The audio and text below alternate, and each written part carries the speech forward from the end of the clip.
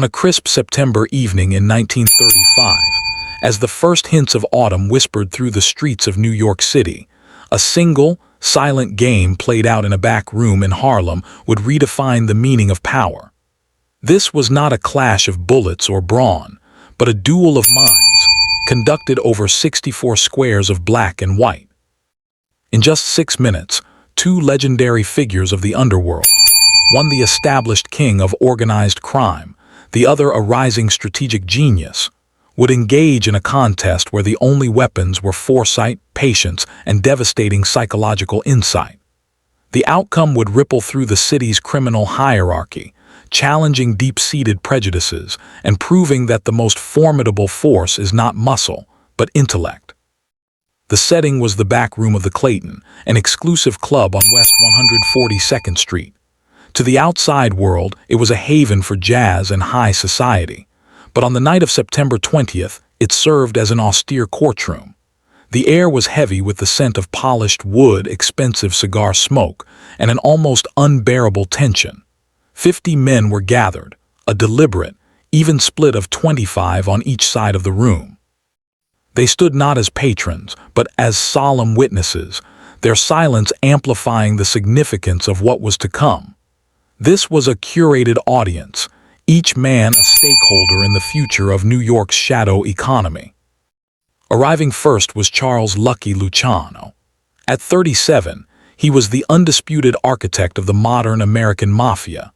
He had transformed a landscape of chaotic, warring ethnic gangs into a streamlined, corporate-like commission, a move that brought brutal efficiency and unprecedented profits.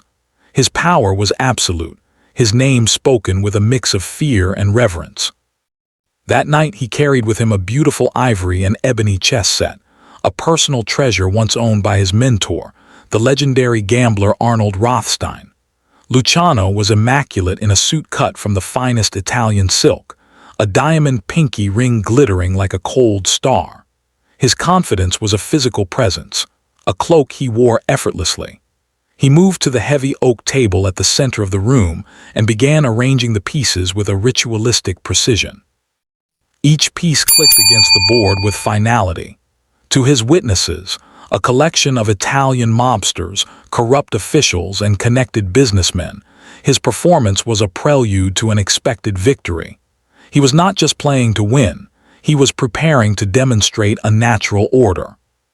The atmosphere shifted palpably at 8:15 p.m. Ellsworth "Bumpy" Johnson entered, accompanied by his mentor, the formidable numbers Queen Stephanie St. Clair. At 30, Johnson was already a myth in Harlem. More than just an enforcer, he was St. Clair's chief strategist, a man whose reputation was built on cunning and an almost preternatural ability to think several moves ahead in any conflict. His attire was a study in understated power, a clean, dark suit, a crisp white shirt, no jewelry. Where Luciano projected opulence, Johnson projected focus. Where Luciano's confidence was loud and swaggering, Johnson's was a deep, still pool. He greeted Luciano with a respectful "Mr. Luciano," his voice level. He took his seat, his posture relaxed yet alert, like a panther at rest. Stephanie St. Clair, after a polite nod to Luciano, retreated to her side of the witness line, her eyes sharp and watchful. The stage was set. The challenge had been issued 3 days prior through discreet channels. A game of chess. No discussion of business, territories, or alliances unless both parties agreed after the final move. It was framed as a test of pure intellect, a way to gauge strategic worth beyond the leverage of guns or soldiers. But in the deeply stratified world of 1930s America, it was profoundly more. This was Luciano, a white man at the pinnacle of criminal power, testing whether Johnson, a black man from Harlem, possessed a mind worthy of equal respect. It was a question of hierarchy, of capability, of human essence. For Johnson and the community he represented, it was an audition for autonomy, a chance to swap subjugation for a grudging, earned parity. Luciano initiated the ritual. "I've heard you're a man who thinks around corners, Bumpy," he said, his tone a blend of curiosity and condescension.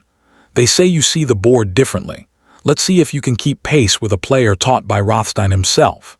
He advanced his king's pawn 2 squares, the classic king's pawn opening e4. It was aggressive, direct, and classically Italian, a move to seize the center and dictate the tempo from the very first breath. It was the opening of emperors and conquerors, and Luciano played it with the assurance of a man accustomed to command. Johnson's response was instantaneous. He moved his c-pawn 2 squares, c5, the Sicilian defense. A murmur, barely more than a shared intake of breath, passed through the knowing members of the audience. The move was inherently provocative. It was one of the most strategically complex and counterattacking responses known, a favorite of those who relished dynamic asymmetrical warfare. And its name, the Sicilian, hung in the air, heavy with unspoken meaning. Johnson had answered Luciano's classical Italian opening with a defense named for the very soil of Luciano's ancestry. It was a breathtaking act of symbolic jiu-jitsu, a declaration that he would not only play but would do so on terms that engaged his opponent's very identity. The first few minutes saw a rapid deployment of forces. Luciano, true to his style, developed his pieces with swift, aggressive purpose. His knights leaped forward, his bishops took aim along open diagonals. He was playing fast, applying immediate pressure, trying to provoke a mistake through sheer force of will and speed. He controlled the center of the board, and his pieces occupied seemingly dominant posts. A confident smile played on his lips. To his witnesses, the narrative was unfolding predictably. Their boss's experience and aggressive posture were overwhelming the upstart. But Johnson was constructing a different story altogether. His moves were not slow but deliberate. Each piece found a square that served a deeper, interconnected plan. He seemed to give ground, retreating his knights to less aggressive squares, allowing Luciano's spatial advantage to grow. He was building what grandmasters call a structural shell, a position that appeared passive but was secretly resilient, full of latent energy and hidden lines of attack. He was allowing Luciano to invest in an attack, to commit his resources to what seemed like an inevitable victory. Johnson was not playing the pieces in front of him. He was playing the man across from him. He was feeding Luciano's confidence, nurturing the very hubris that would become his undoing. By the 4th minute, the board visually favored Luciano. His forces were massed in the center.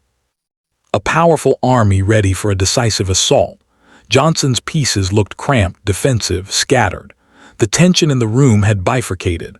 On Luciano's side, there was a relaxed, almost smug assurance. On Johnson's side, worried glances were exchanged. Even Stephanie St. Clair's composed face showed a flicker of concern. It was at this moment of apparent climax that Johnson made his move. He lifted his queen, the most powerful piece on the board, and advanced it boldly into the center, placing it directly in the line of fire of Luciano's rook. On the surface, it was an inexplicable error, a beginner's mistake. It was the kind of move that loses games instantly. A gasp escaped from several witnesses who understood the game. Johnson had just hung his queen. Luciano's eyes widened, then narrowed with predatory glee. The trap, he was certain, was his to spring. He leaned forward, his hand hovering over his rook. "A costly oversight, Bumpy," he said, the condescension now full and ripe. "You can't leave your queen so exposed. This game is finished." He captured the queen, removing the piece from the board with a triumphant click. A wave of palpable relief and satisfaction swept through his faction. It was over. Johnson, however, had not moved a muscle. His expression remained one of deep, unshakable calm. "Now," he said, his voice so quiet it forced the entire room to listen, "see the consequence." His hand moved. His knight, a piece that had seemed inconsequential moments before, arced through the air and landed on a single, devastating square. The effect was like a silent detonation. The knight's new position created a fork, a simultaneous attack on multiple critical targets. First, it put Luciano's king in check, a direct, non-negotiable threat. Second, it attacked Luciano's own queen, now undefended.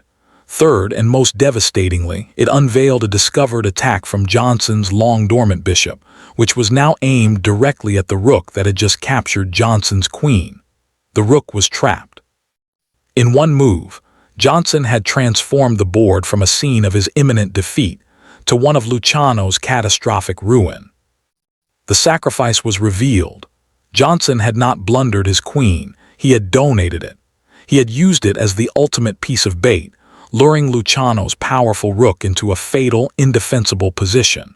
He had sacrificed 9 points of material to win back 9 points the queen and 5 more the rook, a net gain that was decisive. But more than points, he had shattered Luciano's entire position.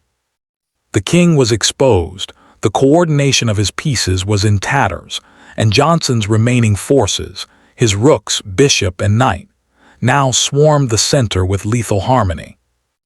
Luciano's face went ashen.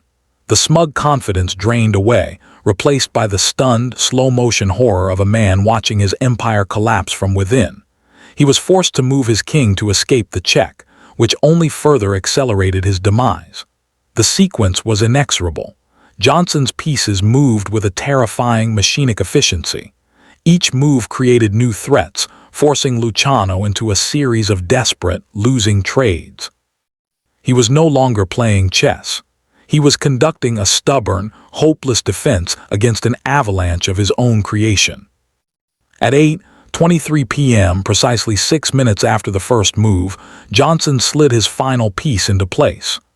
"Checkmate," he stated, the word not a shout of victory but a simple, factual conclusion. The silence was profound, a vacuum that sucked the sound from the room. Then from Johnson's side came applause, not raucous but deliberate, respectful, awestruck. They had not just seen their man win, they had witnessed a masterpiece of psychological and strategic warfare. Luciano remained seated, staring at the board as if the arrangement of pieces might suddenly rearrange itself and undo the reality of his defeat. He had been outthought, outmaneuvered, and dismantled in the time it takes to boil an egg. Johnson leaned forward slightly, his eyes on Luciano's defeated king. A ghost of a smile touched his lips. He delivered the line that would become legend. "The Sicilian defense, Lucky. Seems I understand your heritage better than you do." For a heartbeat, the room braced for an explosion of fury. The insult was profound, layered, and delivered in public. It mocked Luciano's strategic failure, his ethnic pride, and his perceived superiority, all wrapped in a veneer of witty observation. Then something remarkable happened. Luciano slowly brought his hands to his face. When they came down, he wasn't scowling. He was, against all odds, smiling. Then he laughed, a genuine, surrendering chuckle that held more respect than any solemn bow. "You're right," Luciano conceded, shaking his head in disbelief. "That queen sacrifice, you made me see a victory that wasn't there. You led me right into a tomb of my own making. That," he said, pointing at the board, "is the most Sicilian thing I've ever seen." He stood, the legs of his chair scraping loudly in the quiet, and extended his hand across the table. "You have my respect, Bumpy. You don't just play the board, you play the man." The handshake was firm, lasting a second longer than formality demanded. It was a transaction that transferred something more valuable than territory: legitimacy. Johnson then stood and offered his own philosophical cornerstone, 5 words that distilled his entire life's approach: "I never play to lose." Luciano turned to the assembled witnesses, his voice regaining its commanding tone but now directed toward a new purpose. "Let every man here understand what he has witnessed," he announced. "This was not luck. This was a superior mind at work. Underestimating Bumpy Johnson is a fatal error, one I will not make again. Harlem's operations under his and Miss St. Clair's guidance have earned their autonomy through demonstrated intellect." With that decree, the dynamic was permanently altered. Respect, forged in the crucible of pure strategy, had proven stronger than prejudice. The legacy of those 6 minutes extended far beyond that room. The story became bedrock myth in the underworld, a parable passed between cell blocks and street corners. It proved that power could be seized not only through violence but through superior cognition. For Harlem, it was a symbolic victory of immense pride, a demonstration that black intellect could meet and master any challenge on a level playing field. Ultimately, this story transcends its era and its players. It is a timeless lesson in strategy. True power lies not in the aggression of the opening move, but in the patience to see the whole game. It lies in the courage to sacrifice a valued asset for a greater, unseen advantage. It resides in the deep understanding of your opponent's desires and ego, and the skill to turn those very strengths into their ultimate weaknesses. The board is a metaphor for life's conflicts: business, personal, political. The principles are the same. Control the tempo, think in sequences, and always play for the end game. Johnson's victory reminds us that the most profound checkmates are those delivered not to the king on the board, but to the assumptions in the mind of the opponent. If you found this dissection of strategy and psychological warfare compelling, please show your appreciation, like this video and subscribe to Winds of Thought. We delve deep into the untold stories where history turns on a single decision, a hidden sacrifice, or a brilliant feint. What other historical moments turned on a similar single, strategic masterpiece? Share your thoughts below, and let's continue the conversation.